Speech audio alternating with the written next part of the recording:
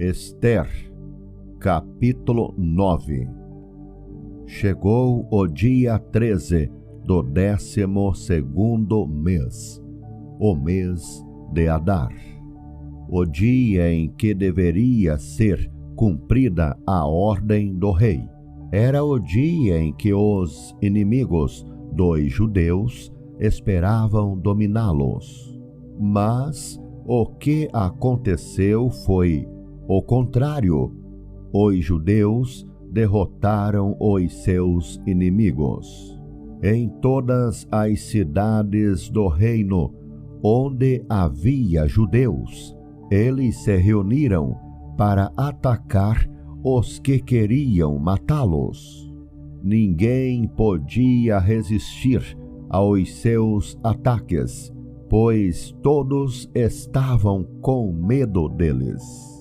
Todos os oficiais das províncias, isto é, os chefes dos vários povos, os representantes do rei e os governadores das províncias, ajudaram os judeus, pois tinham medo de Mordecai. A fama dele se havia espalhado pelo reino inteiro, e todos sabiam que ele tinha muita autoridade no governo. E o poder de Mordecai ia aumentando cada vez mais. Portanto, os judeus fizeram com os seus inimigos o que queriam. Mataram todos com as suas espadas, não deixaram ninguém escapar. Em Suzã, a capital, eles mataram 500 homens. Mataram também os 10 filhos de Amã, filho de Amedata, o inimigo dos judeus. Os nomes deles eram Parzandata, Dalfão, Aspatá, Porata, Adalias, Aridata, Parmasta, Arizai, Aridai e Vaizata. Mas os judeus não ficaram com os bens deles. Naquele mesmo dia, o rei foi informado de quantas pessoas haviam sido mortas em Suzã. Então disse a Ester: aqui em Suzã, os judeus mataram 500 homens e também os 10 filhos de Amã. E nas províncias, quantos eles terão matado? O que é que você quer agora? É só pedir. Se quiser mais alguma coisa, eu lhe darei. Ester respondeu: se for do agrado do rei, dê autorização aos judeus de Suzã para fazerem amanhã o mesmo que tinham ordem para fazer hoje.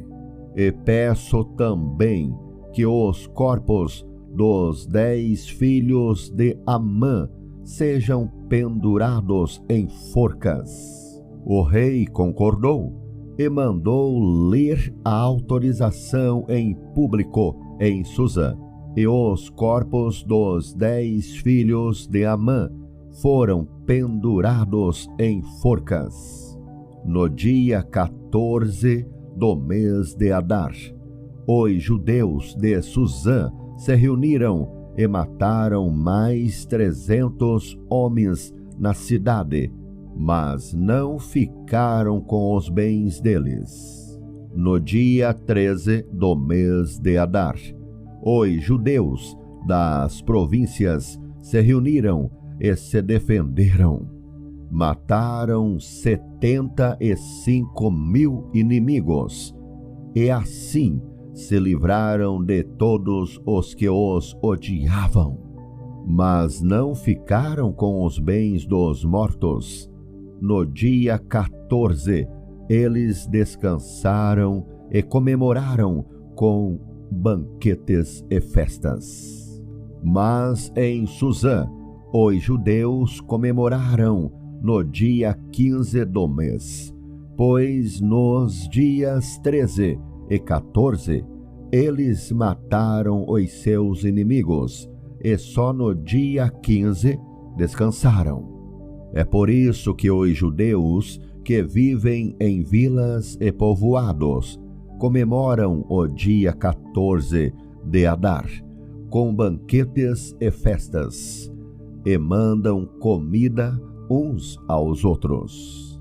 Mordecai escreveu tudo o que havia acontecido e mandou cartas a todos os judeus que moravam em todas as províncias do reino, tanto aos de perto como aos de longe.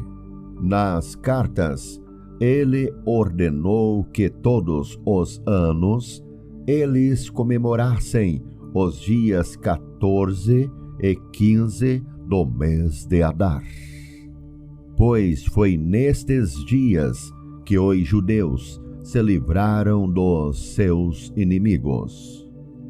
E foi neste mês que a tristeza e o luto se transformaram em alegria e festa.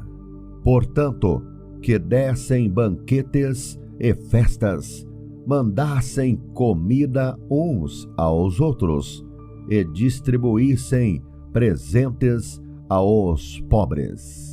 Assim, os judeus, de acordo com o que Mordecai tinha escrito, começaram o costume de comemorar esses dias.